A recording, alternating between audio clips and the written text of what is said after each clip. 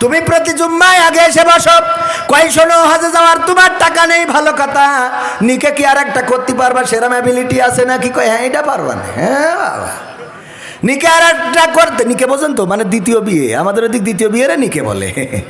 তো এখন আর একটা ম্যারেজ করতে পারবো, সমস্যা নেই। বলছে তাইলে করো, তোমার কবুল হজ কত লাগে হয়ে যাবে না। উনি একটু কষ্ট মষ্ট করে আর একটা বুড়ো হাড়া দেখে বিয়ে করেছে, করার পরে এই বুড়ো পরের জুম্মায় দেয়, যেই দেখে ওই যে পুরনো বুড়ো, যেই বুড়ো বসে থাকে, ও যেই দেখে এই বুড়ো বসা নতুন বুড়ো, নতুন বুড়ো মসজিদে বসা জুম্মার দিন। বলছে আজকে কি কবুল হজের সোয়াবটা পেয়েছো? আছে বাবু করতে পারবো না। কেন? বলছো বাবু বইলো না, বইলো না, আমি দুইটা বিয়ে করার পরে দুই বউ এত গুতগুতি করে রে, আমি ফজরে আইসি আর বাড়ি যাইনি রে বাপ, ফজরে আইসি আর বাড়ি কাঁদিলে মুক্তা ঝরে। ও দয়াল তুমি যার শাখা তার কিসের ভাবনা, দয়াল তুমি যার শাখা তার কিসের ভাবনা, হৃদয় মাঝে কাবা নয়নে মদিনা, আমার হৃদয় মাঝে কাবা নয়নে মদিনা, দে দে পাল তুলে দে, মাঝি হেলা করিস না, পাল তুলে দে, মাঝি হেলা করিস না, ছেড়ে দে নৌকায় আমি যাব মদিনা, ও তুই ছেড়ে দে নৌকায় আমি যাব মদিনা। ও নূরের রৌশনীতে দুনিয়া গেছে ভরে, সে নূরের বাতি জ্বলে মদিনার ঘরে ঘরে, ঠিক না? ও নূরের রৌশনীতে দুনিয়া গেছে ভরে, সে নূরের বাতি জ্বলে মদিনার ঘরে ঘরে।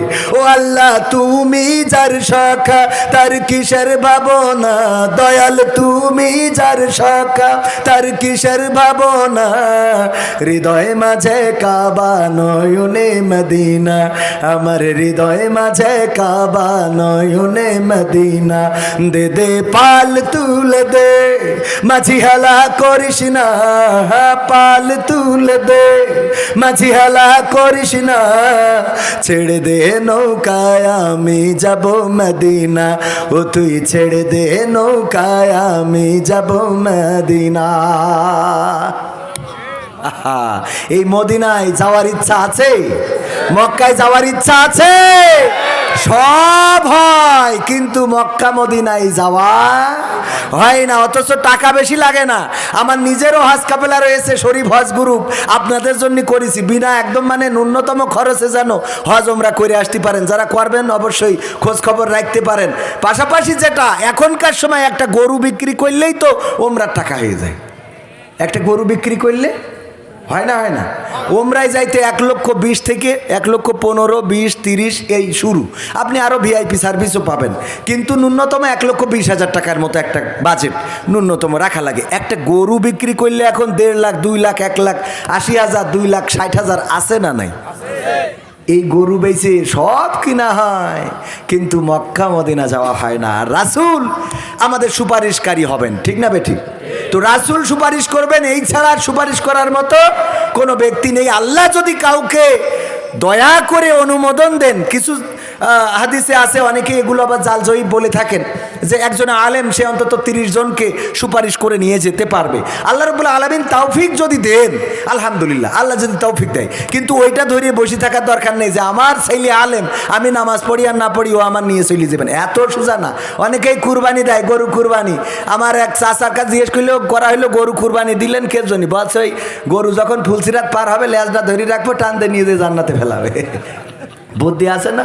লেজ ধরে জান্নাতে যাবে। সেদিন এইবারই দিই আমাদের ওই শাকিল ভাই, নাম বললি তো আবার মাইন্ড করতে পারে, আমার বন্ধু মানুষ, বলছে দোস্ত আমরা যে গরুটা কিনে ফেলেছি তো একটু ছোটো হয়ে গেছে। আমি বলতে অসুবিধা, বলছে 7 জন মানুষের লেজ ধরলেও যাইতে পারবে না। হ্যাঁ, ওর টেনশন হইলো গরুটা ছোটো হয়ে গেছে, 7 জন লেজ ধরবে, তো এই লেজ ধরলেও ফুলসিরাতে টানবে কি করিও।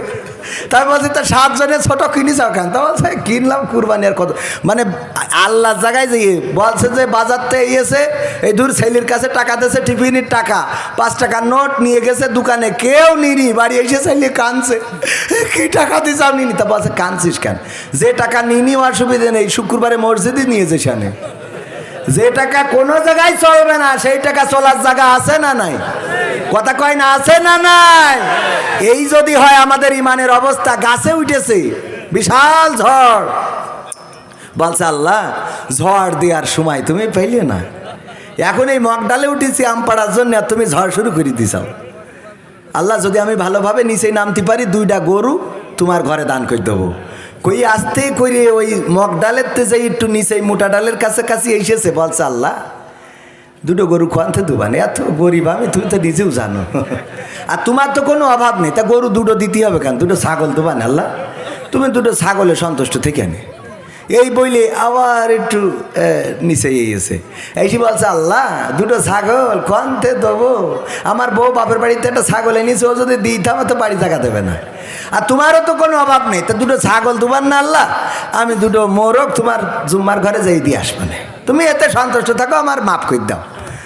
এই বইলে তারপরে এবার নিচে এসে ঝাঁপ দিয়ে মাটিতে নেমেই বলছে আল্লাহ আর কোনোদিন গাছে উঠবো না, আর কিছু দেবো না। ইমান আছে না? আছে। বিপদে পড়লে ইমান আছে না নাই?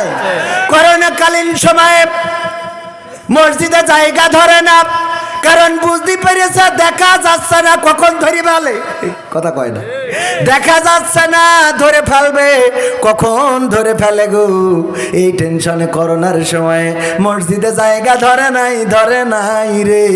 আর যখন মসজিদে খুলে দেয়া হলো, যাও নামাজ পড়ার জন্য খুলে দিলাম রে, আরে ওই যে মসজিদ থেকে বেরোয় গেল, আরে এখন বলেও ঢুকানো যায় মসজিদে ঢোকে কখন ঢোকে? একেবারে নেটওয়ার্ক যখন আর পাই না, কোনো টাওয়ার নেই, নেটওয়ার্কে কাজ হচ্ছে না, হ্যালো হ্যালো করে কিন্তু ওই দিকে বুঝতে পারছে না, বুঝলেন? নেটওয়ার্ক নেই। একজন শুনেছে জুম্মার দিন যদি কেউ আগে মসজিদে যায় তাইলে সে একটা কবুল হজের সওয়াব পাবে। এক বুড়ো গরিব মানুষ চিন্তা করছে, আরে আমার জীবনে তো হজ করা হবে না, এত টাকা তো নাই, আরো বাংলাদেশে 8 লাখ 9 লাখ টাকা করে দিয়েছি, এই টাকা তো আমার ভিটে বেচলিও হবে না, সুতরাং মসজিদে জুম্মার দিন আগে যাব। জুম্মার দিন যাইয়ে দেখে আর এক বুড়ো এসে মসজিদে বসে আছে, বলছে যা কাজকে হয়নি, অসুবিধা নেই, আগামী জুম্মার দিন আসবো, পরের জুম্মায় দিয়ে দেখে আবার সেই বুড়ো বসা। চিন্তা করলো যাক আগামী দিন আর একটু সকাল করে আসবো, পরের জুম্মায় আবার সকাল করে যেয়ে দেখে তাও সেই বুড়ো বসা। এবার মিজাজটা খারাপ হয়ে গেল, এই বুড়ো তোমার কি খেয়ে কোনো কাজ নেই, যেদিনই আসি মসজিদে তুমি বসে থাকো? বলছে কেন, তোমার সমস্যা কি? আমার সমস্যা হলো হুজুর ওয়াজ করেছে যদি জুম্মার দিন কেউ আগে আসতে পারে তাইলে তার আমল নামায় নাকি একটা কবুল হজের সওয়াব লিখে দেওয়া হয়। আমার তো বেকায়দা অবস্থা, হজে যাওয়া হবে না, তাই একটু সকাল করে আসতেছি যাতে কবুল হজের সওয়াব পায়। কিন্তু তোমার জন্য হয় না, তুমি প্রতি জুম্মায় আগে এসে বসো, কই শোনো হজে যাওয়ার তোমার টাকা নেই ভালো কথা, নিকে কি আর একটা করতে পারবা সেরকম অ্যাবিলিটি আছে নাকি? কই হ্যাঁ এটা পারবা না। হ্যাঁ বাবা, নিকে আর একটা করতে, নিকে বোঝেন তো, মানে দ্বিতীয় বিয়ে, আমাদের ওদিক দ্বিতীয় বিয়ে রে নিকে বলে।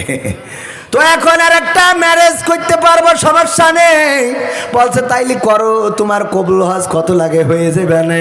উনি একটু কষ্ট মষ্ট করে আর একটা বুড়ো হাড়া দেখে বিয়ে করেছে, করার পরে এই বুড়ো পরের জুম্মায় দেয় যেই দেখে ওই যে পুরনো বুড়ো, যেই বুড়ো বসে থাকে ও যেই দেখে এই বুড়ো বসা, নতুন বুড়ো মসজিদে বসা জুম্মার দিন। বলছে আজকে কি কবুল হজের সওয়াবটা পেয়েছো? আছে বাবু করতে পারবো না। কেন? বলছো বাবু বইলো না, আমি 2টা বিয়ে করার পরে 2 বউ এত গুতগুতি করে রে, আমি ফজরে আইসি আর বাড়ি যাইনি রে বাপ, ফজরে আইসি আর বাড়ি যাইনি, 2টার গুতাগুতিতে আমি শেষ, আমার আর কোনো রাস্তা নেই। তাই মসজিদে ফজরে ঈশার মনের দুঃখে বাড়ি যায়নি। সওয়াব হয়েছে কিনা বলতে পারবো না। আমার দেশের মুসাল্লিগুলো হলো যখন নেটওয়ার্ক চলে যায় বাড়ি গুতাগুতি পড়ে কাশে। বৌমা কয় পান্তা ভাত খাতি বসলি তুমি কাশো, কি সমস্যা কি তোমার? আসলে কি পান্তা ভাত খাতি বসলি কাশে? অসুস্থ।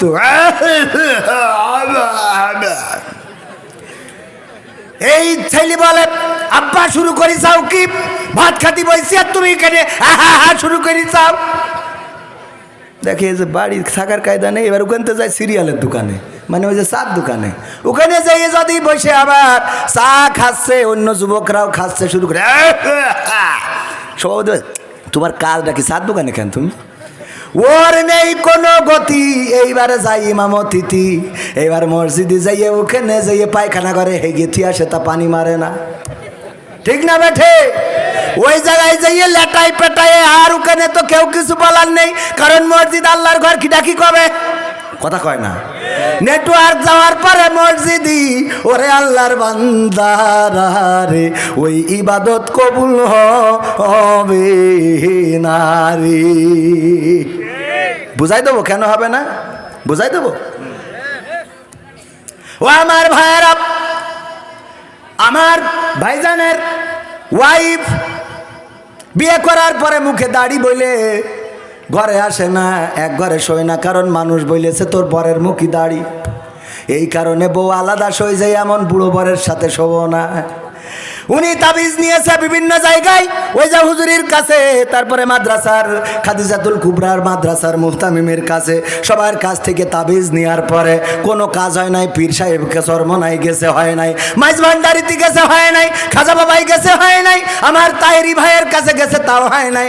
আপনাদের এখানে মাজারুল ইসলাম মাঝারি ভাই এসেছে, ওর কাছ থেকে নেছে, তাও হয় নাই। এবার গ্রামের একটা ভাঙা চূড়া হুজুর ছিল, ওর কাছে যেই বলছে, হুজুর গো, আমার বউ আমার ঘরে শোয় না, যদি একটা তাবিজ করিয়ে দিতেন।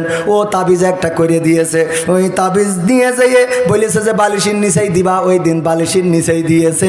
আর ওই রাতি বউ এসে ঘরে আচ্ছা খুশি, কি খুশি গো, এতদিন কত বড় বড় হুজুরির কাছে গেলাম, কাজ হলো না। জামাতের নেতার কাছে গেলাম, হেফাজতের নেতার কাছে গেলাম, চরমানার নেতার কাছে গেলাম, আটরশির নেতার কাছে গেলাম, আওয়ামী লীগের ওলামা লীগের কাছে গেলাম, ধর্ম বিষয়ক মন্ত্রীর কাছে গেলাম, না কাজ হলো না। আর গ্রামের এই ভাঙাচুরা হুজুর